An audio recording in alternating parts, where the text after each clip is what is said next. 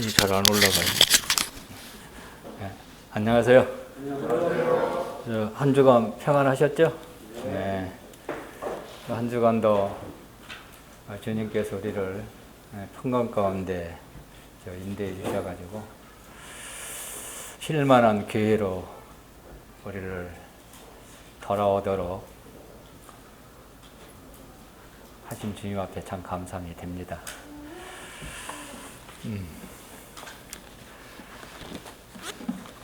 요즘 벗어야 되겠죠? 안 들려요? 잊어버리셨나요?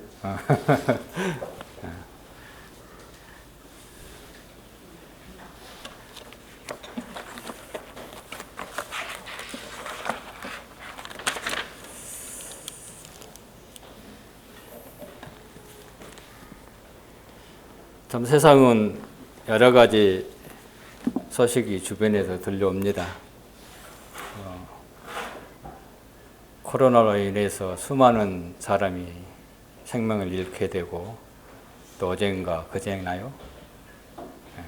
비행기 사고로 또 많은 생명이 앗아가는 것을 볼 수가 있습니다.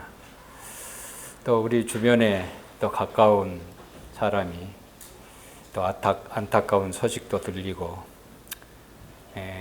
그 소식을 들을 때 참 만감이 교체를 하더라고요. 다양한 생각이 듭니다. 찹찹한 마음도 있고 또 측은히 여기는 마음도 있고 또 살아가는 마음도 있고 또 한편에는 소망의 마음도 있고 다양한 그런 마음이 있는 것을 보게 됩니다. 그러나 궁극적으로는 우리가 어느 곳으로 갈 수 있다는 약속이 보장되어 있잖아요. 그것에 기억할 때 참 소망이 되고 또 그것을 붙들 때 넉넉히 그런 어려움으로부터 해방될 수 있고 마음의 평강을 지속할 수 있는 그런 놀라운 신분을 가지고 있고 그런 이치에 있는 자가 곧 우리지않아요. 그 부분에 대해 기억하면서 얼마나 감사가 되는지 모릅니다. 오늘 또 이제 창세기 야곱의 생애를 다시 한번 더듬어 보겠습니다.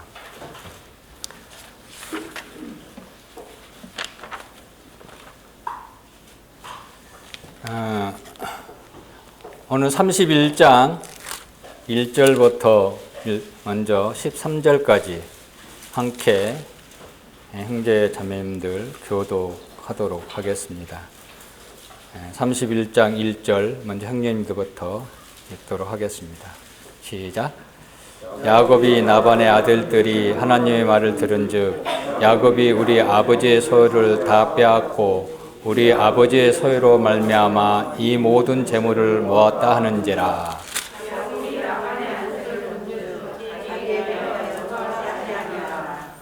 여호와께서 야곱에게 이르시되 내 조상 땅 내 족속에 돌아가라 내가 너와 함께 있으리니 하신지라.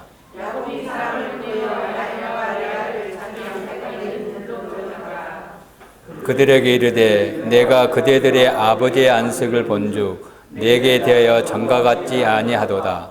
그리할지라도 내 아버지의 하나님은 나와 함께 계셨느니라.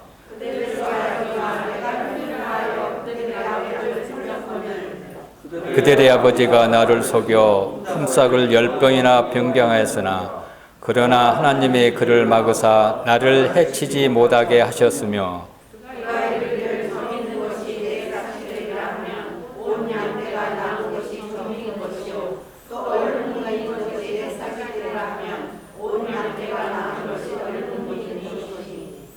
하나님이 이같이 그들의 아버지의 가축을 빼앗아 내게 주셨느니라.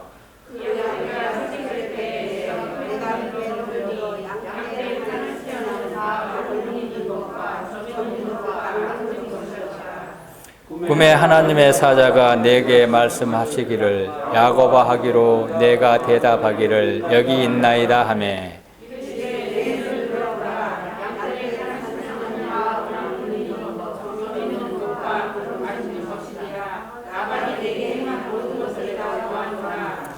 나는 베델의 하나님이라. 내가 거기서 기둥에 기름을 붓고 거기서 내게 소원하였으니 지금 일어나 이곳을 떠나서 내 출생지로 돌아가라 하셨느니라. 네, 거기까지입니다. 네, 네, 감사합니다. 한 절 더 읽어주셔서.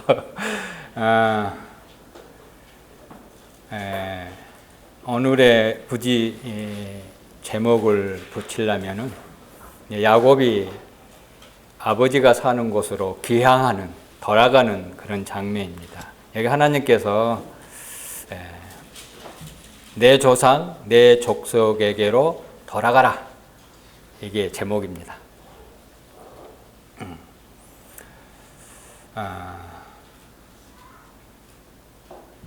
여기서 3절하고 13절에 하나님께서 야곱에게 나타납니다.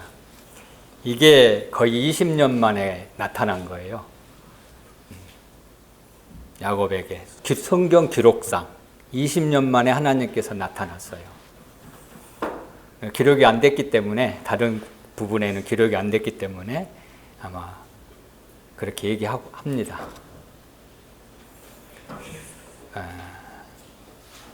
우리에게도 늘상 돌아갈 것을 얘기합니다. 제일 멀리서 오신 분이 누구죠? 교회에 올 때? 부여. 예? 아, 지연이. 예, 지연이가 있네. 예. 우리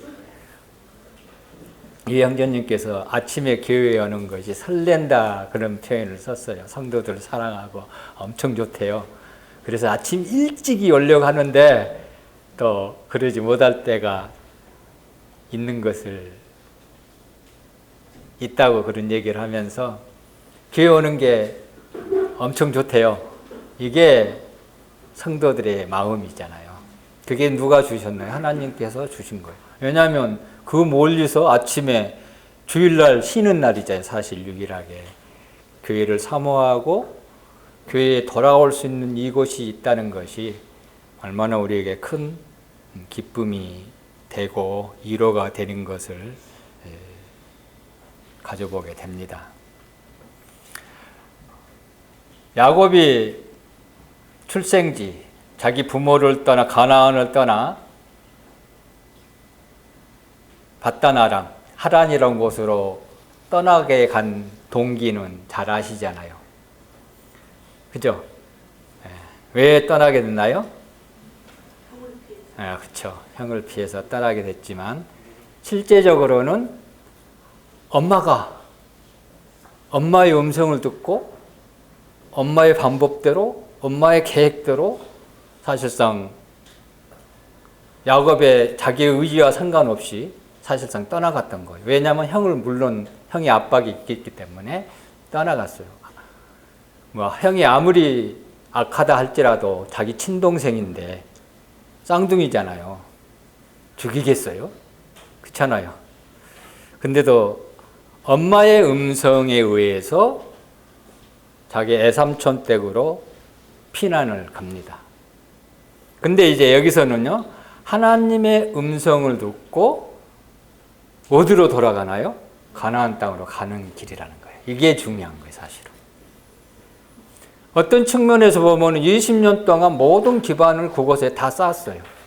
그렇죠? 또 많은 재산을 불렸어요. 어떤 측면에 보면 거기는 모든 삶의 기반이 그곳에 다 갖추어져 있었어요. 야곱에게는.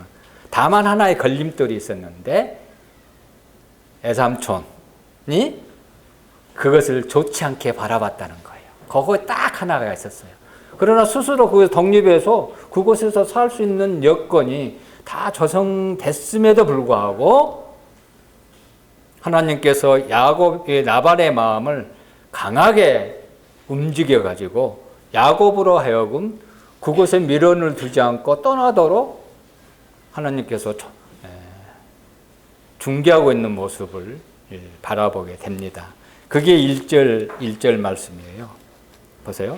야곱이 나발의 아들들이 하나님의 말을 하는 말을 들은즉 이제 나발의 아들들마저도 야곱에게 아버지 라반처럼 행동하고 있는 거예요. 야곱이 우리 아버지의 소유를 다 빼앗고, 야곱이 아버지의 소유를 빼앗았습니까? 아니죠. 전혀 거짓말하고 있는 거예요. 이거는 도덕적으로 아주 망가진 아들들이에요. 또 아버지 소유로 말미암아 모든 재물을 모았다, 이렇게 오도하고 있는, 다른 시각으로 보고 있는 라반의 아들들을 보게 됩니다. 이제 그랬을 때 라반의 2절에 보니까 안색을 본즉 자기에 대하여 전과 같지 아니하더라. 이제 라반의 태도가 확 바뀐 거예요. 그 소식을 듣고. 그랬을 때 이제 하나님께서 나타나고 있는 모습을 볼 수가 있습니다. 여기서 13절에 보면은 이렇게 기록했죠. 나는 베델의 하나님이다. 이렇게 하나님께서 야곱에게 나타났을 때 베델의 하나님을 야곱에게 각인시키는 것을 볼 수가 있습니다. 기억나도록 하는 거죠. 다시금. 야곱의 생애에 제일 처음에 어디서 하나님을 만났다고 그랬죠? 베델. 루스 땅인데 하나님을 만난 그곳을 하나님의 집이라고 베델로 이름을, 그 지명을 바꿔버리잖아요. 그래서 우리는 하나님의 만나는 날을 늘 기억해야 돼요. 이걸 기억하지 못하면 그곳에 머물 수밖에 없는 거예요, 사실은. 그걸 기억했을 때 우리가 돌이킬 수 있죠.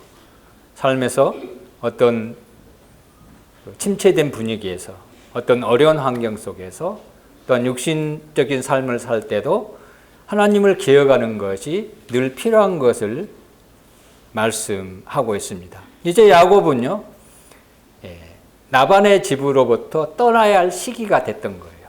계속 머물러 있으면 안 되잖아요, 그곳에. 이 야곱의 생애가 참 특이해요. 이제 잠시 보겠습니다만, 야곱은 아브람, 이삭, 야곱으로 하나님의 언약의 계보가 이어집니다. 그죠? 근데 야곱의 생애가 별로 영적으로 보면은 북출나게 어떤 하나님께 섬겼다든가 그런 부분이 기록되어 있지 않아요. 맨날 그런 좋지 않는 그런 상황 속에서 계속 흘러가고 있는 모습을 볼 수가 있습니다. 야곱의 생애에서 현 시대에 살아가고 있는 우리의 모습과 동일하지 않다, 동일하다, 그런 생각을 늘 가져보게 됐습니다.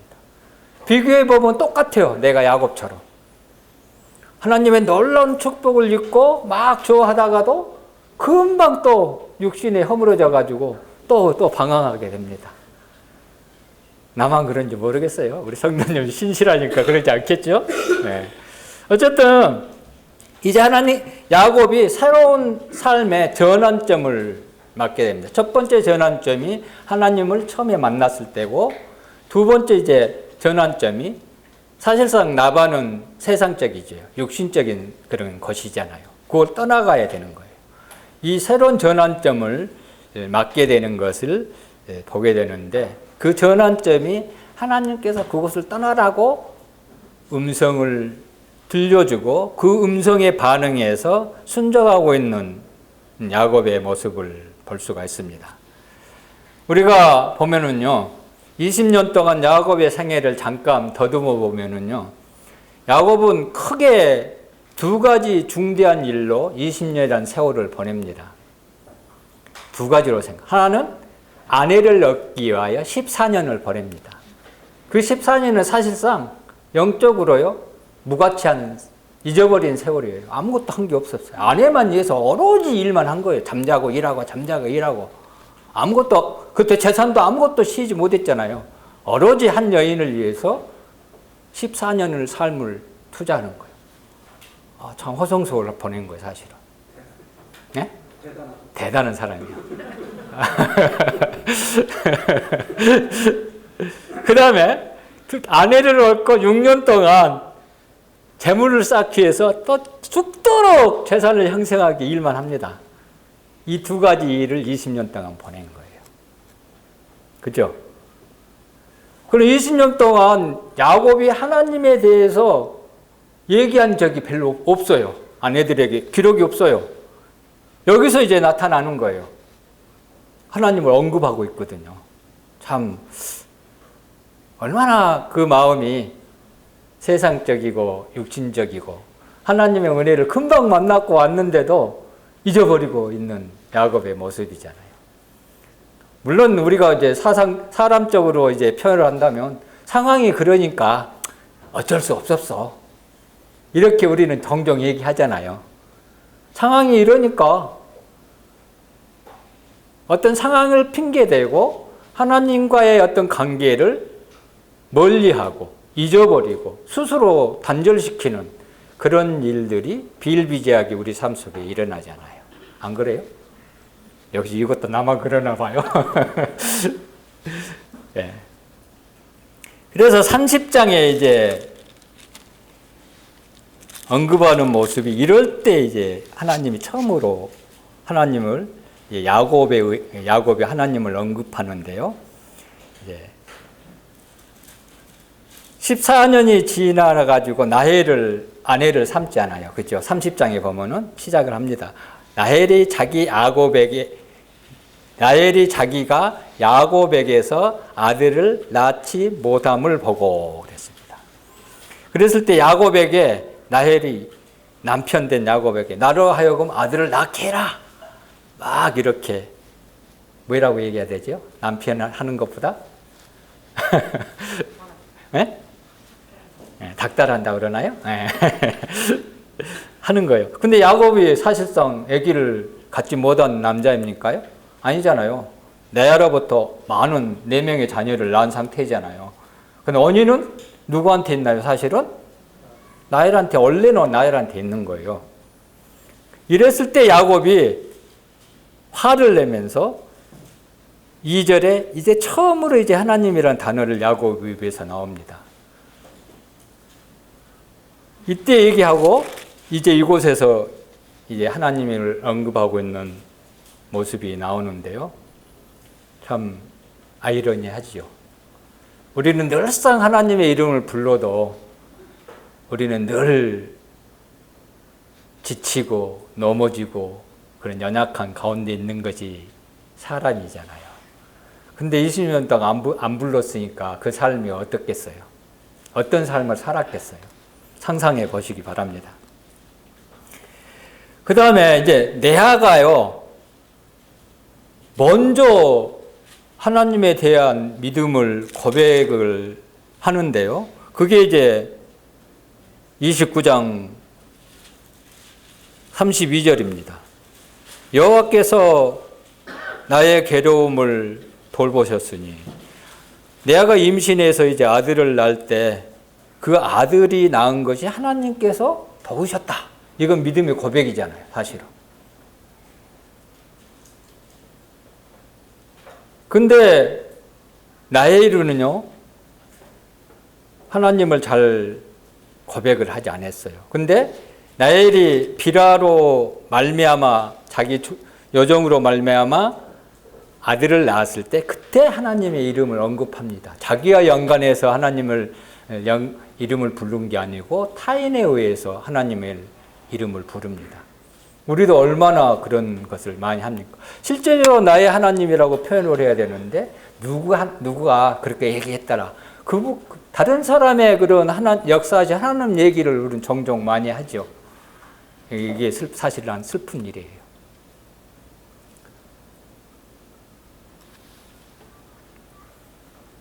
또 한 가지는 야곱이 하나님을 사랑했다는 기록이 없어요. 한번 쭉 훑어보세요. 내 기억으로는 없더라고요. 참 이상하죠.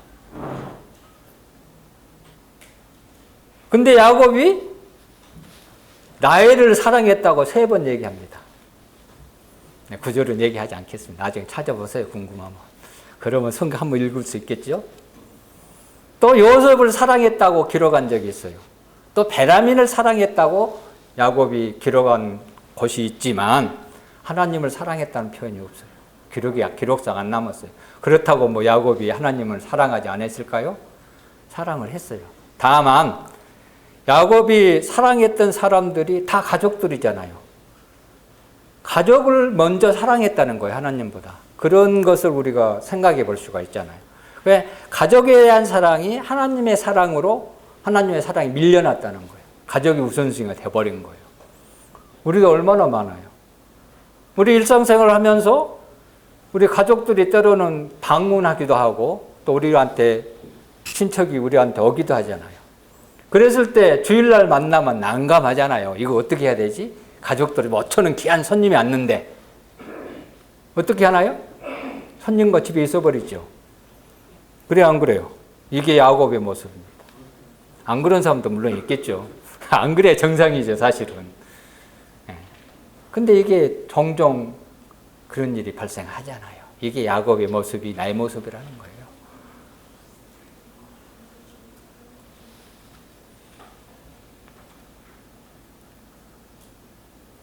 또 야곱은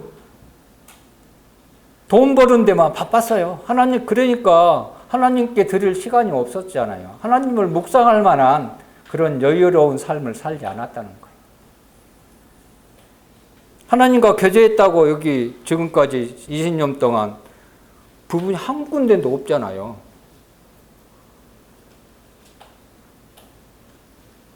그 다음에 야곱은 20년 동안 한 번도 제단을 쌓았다고 기록한 적이 없어요. 제단을 안 쌓았다는 것은 하나님께 예배하지 않았다는 뜻이에요. 기록이 있으면 한번 찾아보세요. 아마 없을 거예요. 제가 보기엔 없더라고요.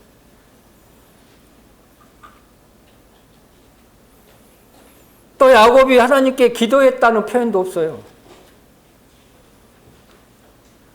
이게 찔림이 돼요. 때로는 하루 종일 기도 한 번도 안 할 때도 있거든요. 2, 3일 막 지나고 바삐 하다 보면 2, 3일 동안 나 기도한 적이 한 번도 없네? 그런 시간이 있어요. 물론 아침 저녁으로 짧게 늘상 기도는 하지만 때로는 그걸 지나칠 때가 있다니까요. 안 해버리고. 또 하나님께 감사했던 표현도 한 군데도 없어요. 야곱이 베델에서 하나님에 왔을 때 무엇을 주겠다고 그랬습니까? 10의 1을 하나님께 드리겠다고 했습니까? 안 했습니까? 근데 한 번도 줬다는 얘기가 없다니까요.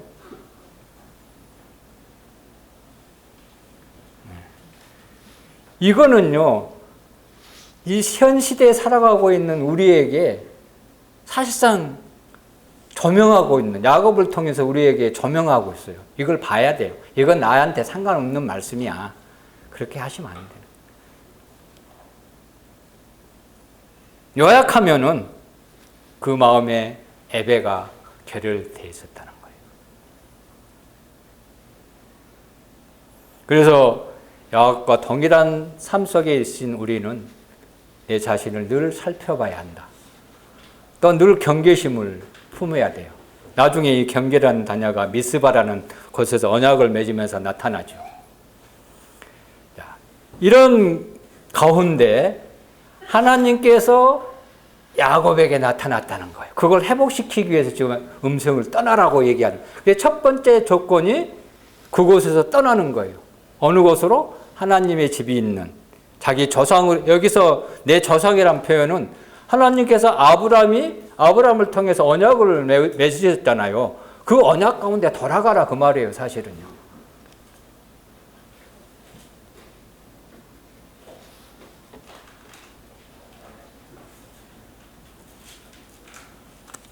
그래서 이제 하나님의 직접적인 그런 음성을 듣고 떠나게 되는 배경이 되게 됩니다.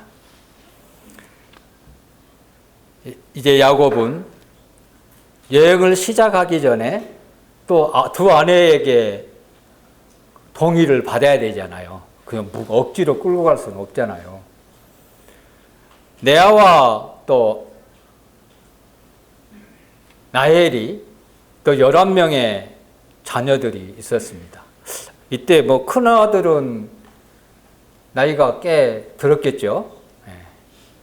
최소한 10살 넘어설 수 있는 그런 것이죠. 14년, 거의 20년이 됐으니까 레아가 결혼하자마자 애를 가졌다면 거의 한 20세 가까이 됐겠죠. 거의 성인이 됐다는 거예요, 거의 다. 나중에 전쟁하잖아요. 막 사람도 죽이고 그러잖아요, 그 자녀들이. 곧바로, 좀 이제 후에 바로 몇 장만 지나면. 많이 성인이 된 그런 사람도 있었어요. 그래서 자녀들하고 두 부인을 곧바로 3장 4절에서 반응해 가지고 불러드립니다. 그렇죠. 그게 이제 4절입니다. 야곱이 사람을 보내어 나헬과 31장 나헬과 레아를 자기 양떼 있는 둘로 불러다가 그랬습니다. 자기 아들 그들에게 이르되 이제 이게 나헬과 나의 이름이 또 먼저 나와요. 그죠? 근데 나헬이 영적인 여인입니까? 레아가 영적인 여인입니까? 이건 좀 궁금하지 않으세요? 레아가 영적인 사람이었어요. 레아는요, 아브람의 그 묘소에 안장이 됐지만 나헬은요, 베들레헴 길가에 안장했다고 그래요. 같은 지명인지 지명이 다르더라고요. 근데 확실히 정확하게 보지는 않았으면 지명은 분명히 다른 건 사실이에요. 예. 어쨌든 불러다가 이제 5절부터는 이제 나방 하나님께서 꿈속에 나타났던 그 얘기를 두 아내와 아내에게 간증하다시피 얘기하고 있는 부분입니다. 증거하고 있는 부분이에요. 사실은 13절까지는 하나님께서 나의 생애에 어떻게 개입하셨고 지금까지 어떻게 인도하셨는가를 얘기하고 있는 것이 5절부터 11절입니다. 근데 이거를 보면은요, 야곱의 하나님에 대한 태도를 보면요, 이거를 얻을 만한 조건이, 자격이 한 개도 없어요. 다 은혜로 주어졌다는 거예요. 원래 이 애삼촌 집에는 한자로서 치료받는 장소였어요. 하나님의 징계 아래 있는 가운데 있었거든요. 그곳에 있는 것은. 그럼에도 하나님께서는 약속의 언약을 성취하기 위해서 은혜로 보호하시고 보존하시고 야곱의 그 상황 속에서도 그 세월 속에도 함께 하시는 하나님의 놀라운 은혜를 여기서 볼 수가 있습니다.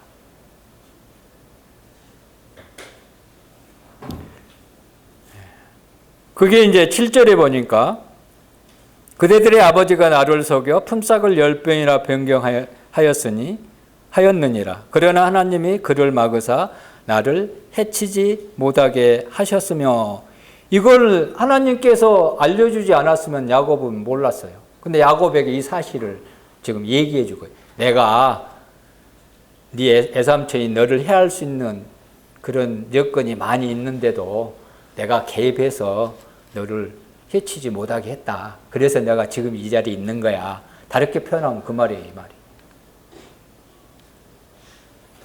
또 재산도요, 하나님께서 주셨다고 얘기했잖아요. 품삯을 10번이라 변경했다고 그랬죠. 그러니까 처음에 아롱진 것은 나오면은 야곱이 갖기로 언약을 계약을 했잖아요. 전번 얘기했었잖아요. 근데 아롱진 것이 자꾸 태어난 거예요, 더 많이. 그러니까 나반이 안 되겠다 싶어서, 그러면 아롱진 건 아닌 것은 아롱진 것은 내가 갖고 아롱진이 아닌 것을 네가 가져다 했는데 하나님이 또 그걸 바꿔 변경해 버리잖아요.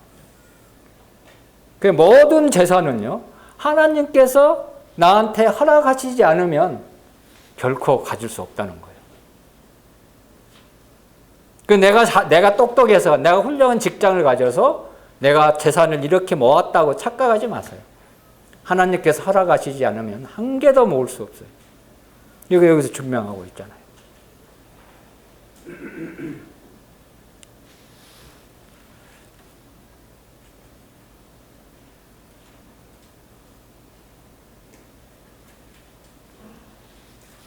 실절에서 하나님의 보호하심이 나타나 있고, 모든 분은 하나님께서 우리에게 허락하신다는 것을 9절부터 8절까지 말씀해 주십니다. 그리고 또 놀라운 사실이요, 12절에 보면요, 나발이 내게 행한 모든 것을 내가 보았노라 그랬습니다. 내 주변에 있는 모든 사람들을 하나님께서 직접 보고 계신다는 거예요. 놀랍지 않으세요?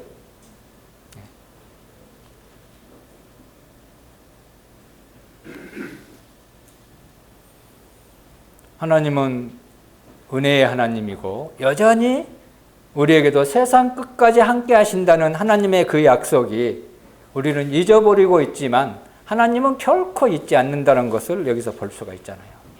그죠? 그래요, 안 그래요? 그렇죠. 예. 그러면서 이제 떠날 때가 됐다. 떠나라. 너 언제까지 여가 있게 되느냐? 하나님의 약속하신 네 조상들에게 약속하신 가나안 땅으로 돌아가라.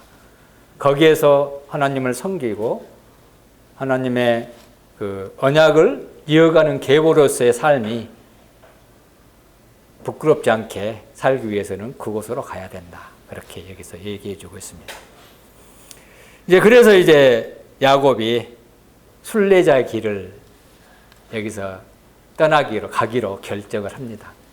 자, 우리의 궁극적으로 우리가 돌아갈 곳은 어디입니까? 하늘나라잖아요.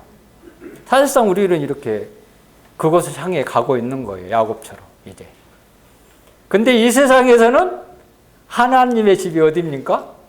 교회잖아요. 그러면 하나님의 교회에서 벗어난 것은 어떤 의미에서만 바단 아람과 같은 것이라는 거예요. 그것에 머물면서 우리는 계속 또 교회 하나님의 집으로 늘상 돌아와야 돼요. 물론 개인적으로 얼마든지 하나님 앞에 돌아가게 되고 회복하고 그런 것이지만 실제적으로는 교회 안에 내가 돌아와야 되는 이게 중요한 거예요. 궁극적으로는요. 아무리 개인적으로 혼자 세상에 살아간다 해도 하나님은 그건 교회에서 떠나서 일어난 일들은 하나님께서는 별로 환영하지 않죠. 하나님의 집에 머물기를, 베델에 머물기를 하나님은 우리의 삶을 통해서 간절히 원하고 계신 것을 볼 수가 있습니다. 그래서 야곱에게 나는 베델의 하나님이다. 이렇게 딱 야곱에게 나타나는 거예요. 나를 구원해 주신 분이 누굽니까? 그분을 기억하는 거예요. 이게 가장 중요합니다. 그래 경험이 없는 사람은 이걸 기억할 수 없으니까 거기서부터 돌이키고자 하는 마음이 회개하고자 하는 마음이 전혀 생기지 않는 거예요. 계속 그곳에 머물러 있는 거예요. 구원받은 우리 주변에도 구원받고 교회 생활 잘 하다가 어느 날 보면 눈에 안 보이는 분들 있잖아요. 자기의 베델의 하나님을 잊어버리고 살기 때문에 그러는 거예요. 그것에부터 벗어날 수 있는 유일한 길은 야곱이 베델의 하나님을 기억하는 거예요. 하나님을 만나서 제일 처음에 여기 13절에 보니까 내가 거기서 나한테 기둥을 붓지 않았느냐 이걸 깨우쳐주고 있잖아요. 우리가 구원받을 때 대부분 감사합니다. 주님을 위해서 살겠습니다. 이런 고백하지 않습니까? 그래요, 안 그래요? 이 마음이 회복됐을 때 영적으로 회복되는 거예요. 교회 생활이 회복되는 거예요. 성도들과 관계가 회복되는 거예요.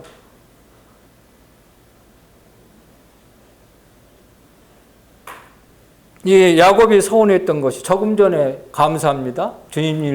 주님을 위해서 살겠습니다. 이게 우리의 소원이잖아요. 구원받았을 때. 이 소원이 없는 사람은 사실상 주님 감사합니다. 이 표현만 한 사람은 삶을 돌이켜봐야 돼요. 자기 생명을 구해줬는데 감사합니다. 그걸로 끝납니까? 안 그렇잖아요. 일상생활에서도. 내가 은혜를 베푸면 감사합니다. 내가 뭘 해드릴까요? 내가 도울 수 있는 게 뭘까요? 이런 마음이 생기는 게 당연한 거 아닙니까? 그건 마음이 없다면 실제적으로 사실상 한번 돌이켜봐야 돼요. 그러면서 이 간증을 지금 나엘과 레아에게 하고 있는 거예요. 하나님께서 내 생에 어떻게 했는가 이게 지금 간증하고 있는 거예요. 두 아내에게 또 자녀들에게. 이런 하나님이 계시는데 내가 그곳으로 가려고 하는데 너희들이 어떨래? 의견을 물어보고 있는 것이잖아요. 이게 과장의 역할입니다. 자매들 머리의 역할이죠. 그래서 자매들, 나엘과 레아가 어떻게 반응했습니까? 그냥 갑시다. 간단히 표현해서 그런 거잖아요. 물론 여기서 여러 가지 얘기가 나옵니다만. 근데 나엘과 레아는 거기서 태어났고, 거기서 결혼했고, 거기서 떠난 자기 부모가 있고, 떠난다는 건 쉽지 않잖아요. 요즘은 처갓집이 가까우면 좋다고 그러더라고요. 옛날에는 멀어야 좋다고 그랬는데. 그래, 그렇죠? 네. 모르겠어요. 어쨌든 두 아내, 이 나엘과 레아가 이제 그곳을 떠나기로 결정을 합니다. 그 영향이 하나님께서 야곱의 생애에서 어떤 하나님이신 것을 밝히 봤다는 거예요. 이게 삶의 간증에 필요한 것을 여기서 말씀해 주고 있습니다.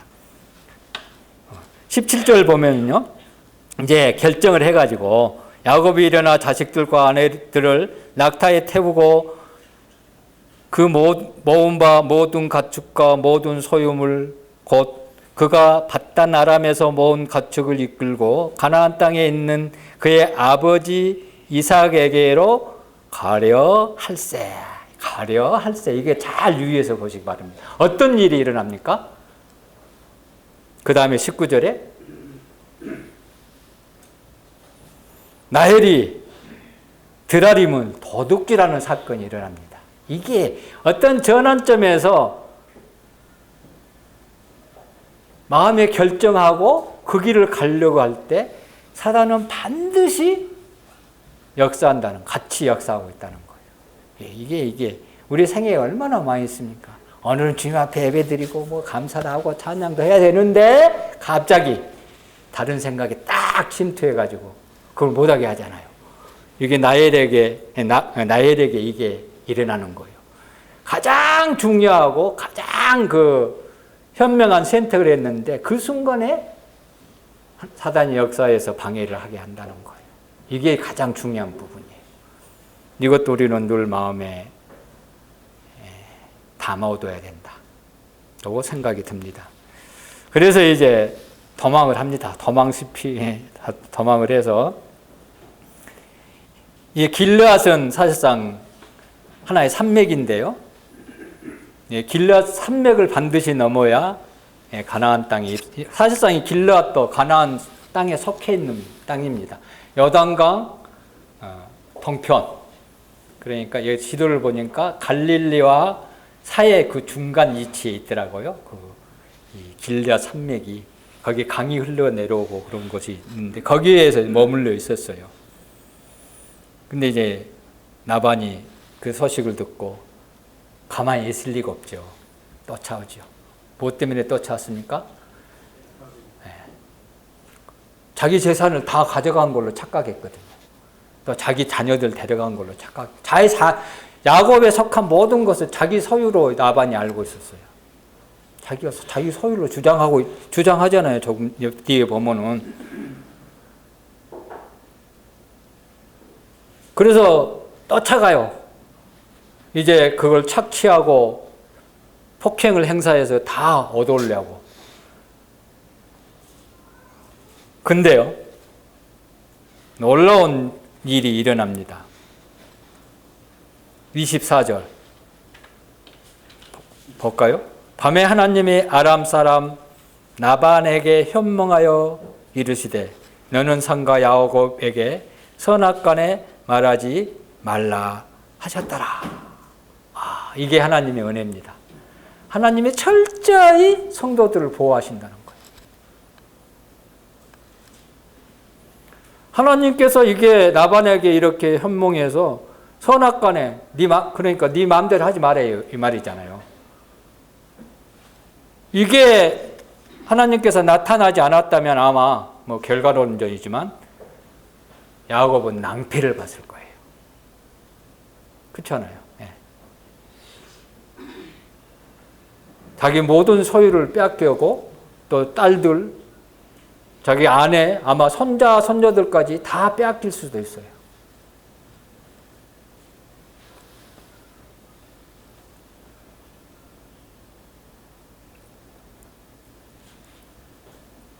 그러면서 이제 29절에 보면 그렇게 얘기하잖아요.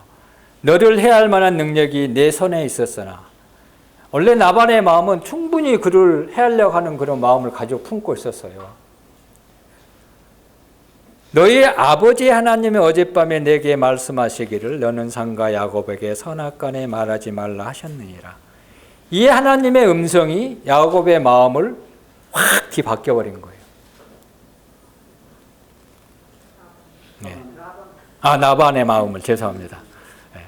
누누이 얘기했는데 한 가지는 또 잊어버렸네요. 전번 볼 때 성경 구조를 막 엉터리로 얘기했다고 그러더라고요. 그래서 이번에 잘 얘기하는데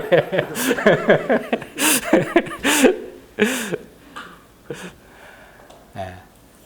그러면서 이제 30절에 이제 이 신을 도둑했다는 걸로 얘기를 합니다. 30절에 어찌 내 신을 도둑질하였느냐? 이게 이제 나반이 유일하게 야곱을 책망할 수 있는 그런 구절입니다. 나반에게 있어서 이 드다림은요, 우상이요, 신이었어요. 그것이 모든 것을 보호해주고 무엇을 준다고 생각을 했습니다. 그것을 잊어버렸으니 심각한 거죠. 나반의 입장에서는. 이제 그것 때문에 막 이제 야곱하고 나반 사이에 언쟁이 일어납니다. 그렇다고 언쟁은 했지만 싸우지는 않았잖아요. 치고받고 폭력은 행사하지 않았잖아요. 라헬이 이제 숨겼는데 24절에 안장 아래 놓고 31장 24절에 그 위에 앉은지라. 근데 애삼촌이 자기 아버지가 나엘에 왜 안장을 조사하지 않았을까요? 다 했는데 유일하게 여기만 안 했잖아요. 그 어느 이제 책을 보니까 해석을 보니까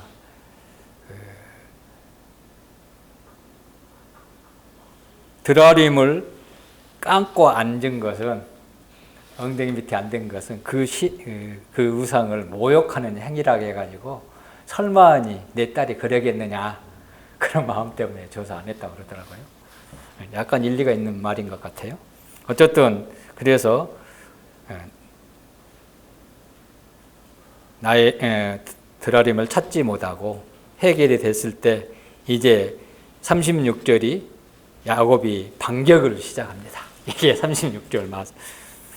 야곱이 노하여 나반을 책망할세. 그러면서 쫙 이제 나옵니다.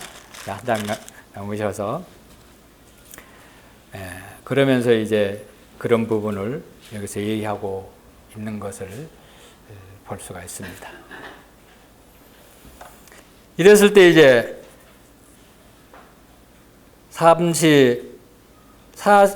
여기 또 한번 눈여겨보는 것이요. 이제 나반과 논쟁 이후에 42절에 보면은 이런 표현을 씁니다. 야곱이 나반에게 얘기하면서 하고 있는 내용이죠. 우리 아버지의 하나님, 아브라함의 하나님, 곧 이삭이 경외하는 이가 나와 함께 계시지 아니하셨더라면. 여전히 여기서 야곱은 나의 하나님이라는 표현을 쓰지 않고 있어요. 자기 조상들의 하나님이라고만 얘기합니다. 그죠? 그렇게 놀라운 은혜를 받고 자기 하나님이 충분히 증명할 수 있는 부분이 있는데도 그렇게 하고 있는 것이 볼 수가 있습니다. 이제 나반이 이제 야곱과 먼저 언약할 것을 제안을 합니다. 그래서 이제 여기서 나오는 것이 마지막 부분까지 이제 언약하는 그런 장면 속에서 나타난 부분을 얘기하고 있습니다. 47절에 보니까 이제 언약을 맺고 45절에 보면은 45절에 이에 야곱이 돌을 가져다가 기둥으로 세우고, 이제 여기다 기둥을 또 세웁니다. 또 무리가 거기 무대기에서 먹고, 여기서는 이제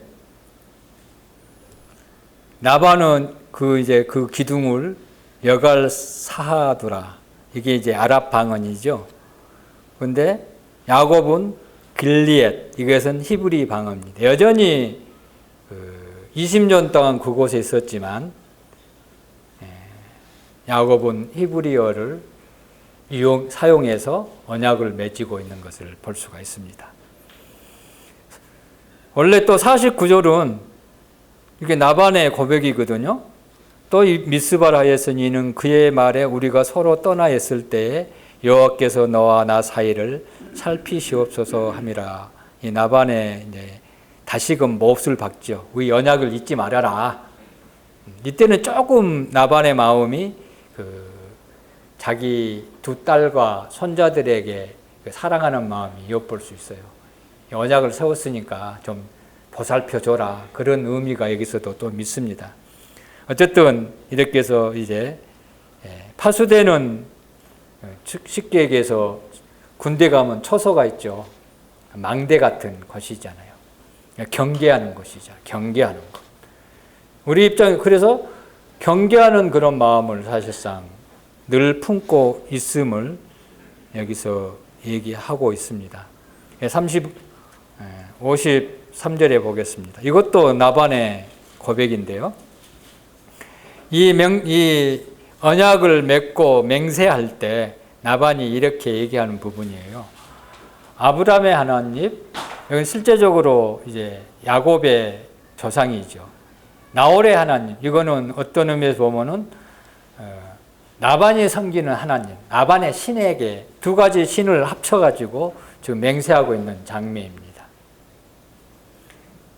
근데 여기 53절에 보면은 동일하게 야곱이 그의 아버지 이삭이 경외하는 일을 가르쳐 명세하고, 아따, 참, 깨달음이 늦은 사람 같아요. 이게 우리도 얼마나 많이 있어요. 얼마나 우리 마음속에 있는지 몰라요. 삶 돌이켜보면은. 자, 이렇게 맹세를 했을 때 54절이 야곱이 예배를 회복합니다. 하나님에 대한 찬양이 일어납니다. 아마 이 얘기를 해놓고 나가 지금 무슨 얘기, 내 하나님 앞에 맹세 못하고 우리 아버지와 우리 할아버지 하나님만 회개해가지고 맹세를 하지? 이것을 뒤늦게 후회하고 있는지도 모르겠어요. 54절에 보니까 야곱이 또 산에서 제사를 드리고 형제들을 불러 떡을 먹고 그들이 떡을 먹으니 그들이 떡을 먹고 산에서 밤을 지내고, 여기서 이제 제사를 지는 것은 예배의 장면이잖아요. 떡을 먹은 것은, 성경의 떡은 우리 주님이잖아요. 그런 의미거든요, 여기가. 회복하는 장면을 볼 수가 있습니다. 가족이 맛있게 밥을 먹는다는 것은 뭡니까? 화목이잖아요. 화목. 그런 장면을 이제 완전히 회복시킵니다. 근데 이제 55절에 어떻게 됩니까? 라반이 이제 떠나갑니다. 완전히 이제 여기서 분리됩니다. 그러니까 야곱의 생애에 있어서 밧단 아람으로부터 완전히 분리됩니다. 애삼촌으로부터 완전히 분리됩니다. 이후로는요, 나반의 이름이 성경에 기록되지 않습니다. 한 번도 언급된 자에 사라져버려요. 그래서 우리도 어떤 부분에 완전한 분리가 필요한 거예요. 완전한 분리. 오늘은 완전한 분리돼서 여기 왔잖아요. 안 그렇습니까? 완전한 분리 안 됐어요? 사실상 이 상황이 어떤 상황에 보면은 이곳에 우리가 자유롭게 모일 수 있는 그런 환경은 사실상 아니잖아요. 지금 코로나 때문에. 그래요, 안 그래요? 약간 자유가 억압되는 게 사실상 있잖아요. 마음에 짐이 있잖아요. 그럼에도 불구하고 집안에 있지 않고 집안에서 떠나 하나님이 계신 곳에 분리돼서 와 있잖아요. 이게 사실상 믿음의 삶이고 소망의 삶이고 순례자로서의 하늘나라에 가는 그 여정 속에 두드러진 특징으로 우리 삶 속에 나타나야 된다는 거예요.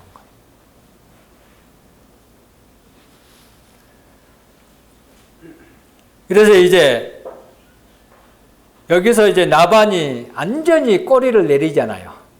야곱에게 꼬리를 내렸어요. 주도권이 누구한테 여기 넘어가 있나요?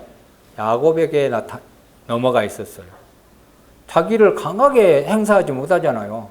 전에 같았으면 자기 마음대로 막 계약하고 막 그랬잖아요. 지닥 패닥 했잖아요. 야곱의 머리 위에 올라가가지고 한 수 이었잖아요. 뭐 때문에 그랬나요? 하나님의 임재를 앞에 성도의 삶의 어떤 이상이 라반의 그 눈에 야곱을 통해서 비춰지게 되는 것을 봅니다. 그래, 우리의 다른 세상으로부터 내가 더 높은 지위에서 영향력을 행사할 수 있는 유일한 길이 하나님 임재한테 내가 있을 때, 하나님을 경험할 때, 하나님께 예배할 때 실제적으로 내 모습을 통해서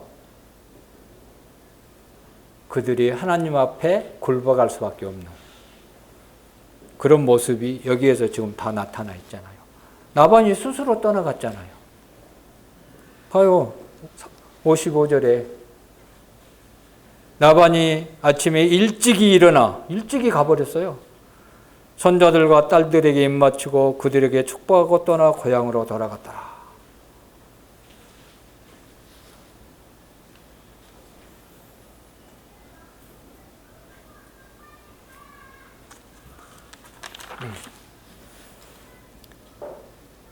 이제 야곱은 바단 아람에서 하나님의 징계 아래 있었고 거기에서 하나님께 한 번도 제단을 쌓지 못했지만 그것을 떠나 분리됐을 때 하나님께 예배하는 모습이 여기에서 우리는 살펴봤습니다. 떠나지 않는 사람은 하나님께 예배할 수 없어요. 이제 치료받고 있는 환자의 이치에서 회복돼 가지고 건강한 몸으로, 여기는 영적인 건강을 얘기하는 거예요. 영적인 건강한 몸으로. 자, 여기 다 회복돼서 건강한 몸으로 다 안겨 있잖아요. 아침에 떡과 잔을 마셨잖아요. 그죠? 근데 이제 음식도 사실은 먹어야 되는데, 이게 이제 모든, 이게 저하가 돼. 음식은 요즘 애찬 안 하잖아요. 네, 그런 날이 금방 오겠죠? 네.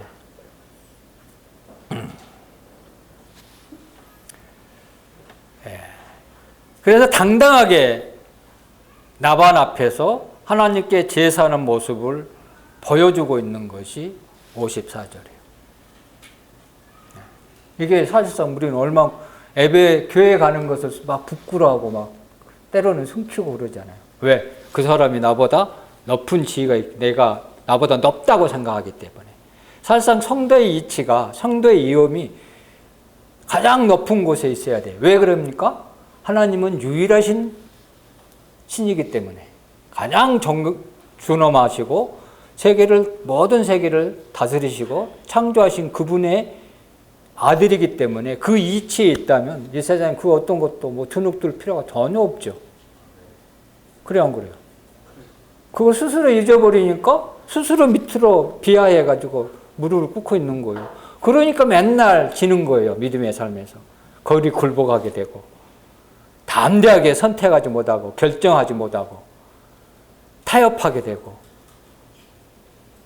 때로는 뭐 주일날 뭐 여행도 다니고 얼마나 멋있어요. 여행 다니면.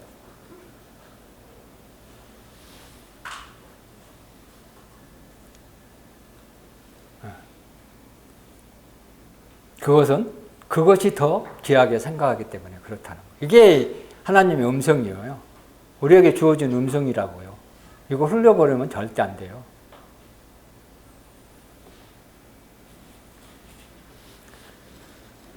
그래, 나반 앞에서 서는 것은요, 사실상 모든 육신의 세상에 그 권세와 권리 앞에 서 있었어요. 원래 그 나반이 야곱의 삶을 조정했잖아요. 계속 20년 동안. 근데 이게 이제 바뀌는 거예요. 이게 우리에게 필요한 거예요. 언제까지 거기서 머물러 있을 수 없죠. 담대히 행했어요.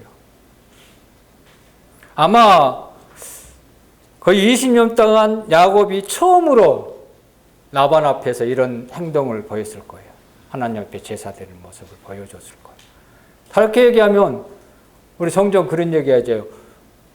몇십 년 동안 한 직장에서 저 사람은 뭐 하나님 믿는 사람이야? 안 믿는 사람이야? 안 박힌 사람도 있다고 종종 얘기 듣잖아요. 그럼 나방과 20년 생활 나방과 뭐 다를 게 뭐가 있어요? 똑같은 사람이죠. 야곱. 참 죄송합니다. 똑같은 사람이잖아요, 사실은. 정말로 나는 떳떳하게 직장에서 나는 하나님의 사람이기 때문에 주일날 어떤 일이 있어도 하나님께 예배하러 가야 된다. 지금 이거를 라반 앞에서 야곱이 지금 도전을 던지고 있는 거예요. 어떤 의미에서 보면은. 있는 것이잖아요. 실제적으로 해버렸잖아요. 예배도 드리고 있잖아요.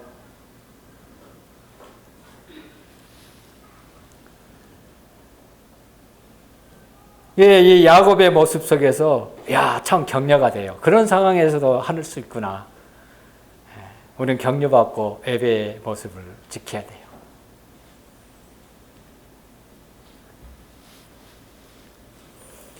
또 한 가지는 나의 신분을 결코 잊지 말아야 돼요.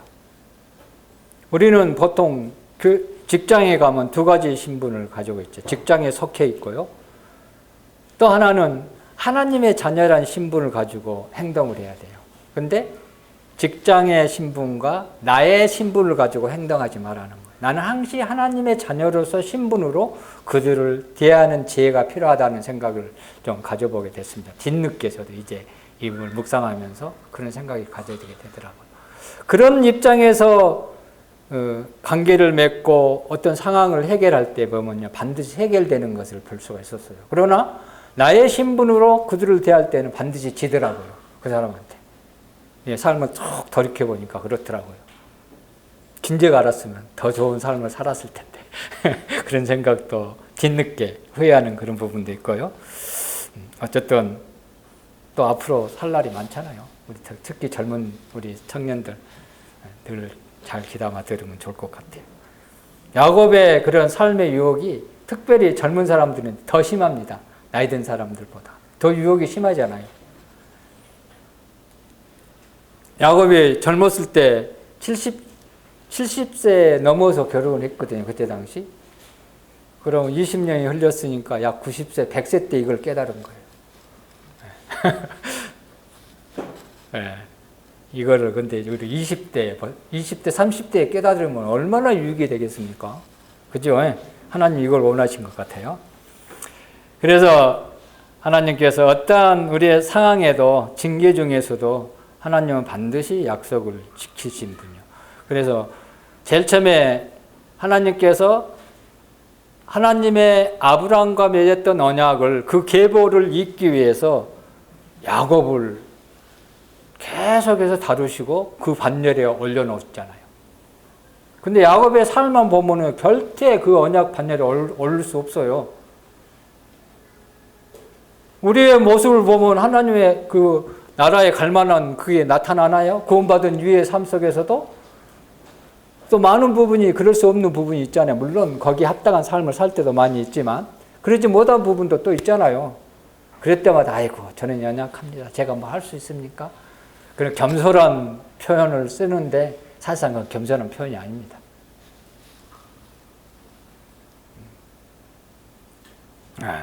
어쨌든 그렇습니다. 그래서 이제 하나님의 놀라운 영광이 야곱의 상에서 이제 여기서부터 나타나기 시작합니다. 또 경험하게 되고 하나님의 풍성함 그런 것을 하나님께서 경험하도록 과거의 일들을 하나님께 다 조명해 주고 나타난 것을 볼 수가 있습니다. 그래가지고 이제 떠나가죠. 이제 32장 1절에 보면은 야곱이 길을 가는데 하나님의 사자들이 그를 만난지라 그랬습니다. 야곱이 그들을 볼 때에 이르기를 이는 하나님의 군대라 하고 그 땅 이름을 마하나임이라 하였느니라. 이제 안전히 이제 길르앗 사슬에 번화가지고 가나안 땅에 입성을 합니다. 근데 앞에 이제 뭐가 남았나요? 그 앞에 남아있는 게 있죠. 한 가지를 해결됐는데 진짜 큰 일이 남아있는 거예요. 에서가 딱 버티고 있는 거예요. 그래서 우리의 삶이 뭐 한 가지 어떤 것이 끝났다고 해서 끝나는 게 아니에요. 계속해서 이 세상 삶은요. 계속해서 반복적으로 어떤 상황이 고난을 또는 어떤 질병이 또는 어떤 관계 때로는 다양한 방법으로 이런 것이 앞에 늘 장막처럼 가로막고 있죠. 이건 피할 수 없어요. 이 세상에 사는 동안. 피할 수 있는 길이 없죠. 그러나 피할 수 있는 길이 또한 반대로 하나님 앞에 있다는 거예요. 세상 사람들이 이거 피해갈 수 없어요. 그냥 견디고 지나가고 그냥 넘어가는 것이지 실제적으로 결국은 지옥에 가잖아요. 아무것도 남기지 못하고 가잖아요. 그러나 우리는 그 피한다는 것은 그게 우리 유업으로 남은 저장되는 거예요. 재산이. 이 세상의 재산도 물론 중요하지만 하늘나라에 갖는 재산을 그때그때 피할 때마다 쌓이는 거예요. 얼마씩 쌓인지는 모르겠습니다. 100원씩 쌓인지 1억씩 쌓인지는 모르겠습니다만 그때마다 어떤 고난을 견디고 이럴 때 믿음의 승리는요. 반드시 그 대가가 재물로 하나님의 나라에 저장된다는 것을 또한 기억을 해야 되는 거예요. 그랬을 때 이제 완전히 분리돼서 나가는 것을 볼 수가 있습니다. 또 어려운 직면이죠. 근데 가나안 땅에 딱 들어왔는데 자기 형을 생각하니까 캄캄하잖아요. 눈앞이. 원래 형이 사실은 더 무서운 거예요. 그때 당시는. 이런 상황에 하나님의 사자가 나타났어요. 몇 사람이 나타났을까요? 여기 잘 보세요. 사자들이 그랬습니다. 이게 그냥 무대기로 군대로 와버린 거예요. 보호하기 위해서. 그래서 여기서 야곱이 하나님의 군대라. 엄청난 힘을 얻지요. 하나님의 군대가 천사들이 야곱의 진영, 야곱은 가족으로 가고 수많은 재산을 뒤에 있고 하나님의 군대가 하나님의 천사들이 딱 진을 치고 앞에 딱 버티고 서 있는 이 모습을 하나님께서 보여주신 거예요. 이야, 야곱의 마음이 얼마나 든든했겠어요? 든든하지 않았겠어요? 무서울 게 없죠. 이건 충분히 가능한 일이야. 야, 하나님은 참 나를 결코 버리지 않으셔. 하나님이 내 고향을 떠나 네 집에 올 때까지 내가 함께 했다는 약속이 베델에서 약속해 주셨잖아요. 그죠? 그 약속을 지금 계속 지켜가고 있는데 이걸 야곱이 목도를 했어요. 그럼에도 불구하고 13절 이후에는 전혀 다른 반응으로 생활하고 나타난 모습. 이게 야곱의 모습이 우리의 모습이잖아요. 하나님의 은혜를 받고도 금방 잊어먹고 또 그런 행동을 하잖아요. 육신에 져버리고 막 자기 생각을 자기 깨를 다양한 방법으로 막 계획가지고 그 어떤 어려움을 모면하고자 엄청난 그런 술수를 부리잖아요. 야곱이. 이건 다음에 하겠습니다만 이제 맛보기로 얘기하는 겁니다. 네, 대단하잖아요. 계속 볼 거예요 아마 이게. 다음 시간에도 이제 야곱이 에서 앞에 선 야곱 그 부분을 한번 읽어보시고 묵상하시면 더 좋을 것 같아요. 감사합니다.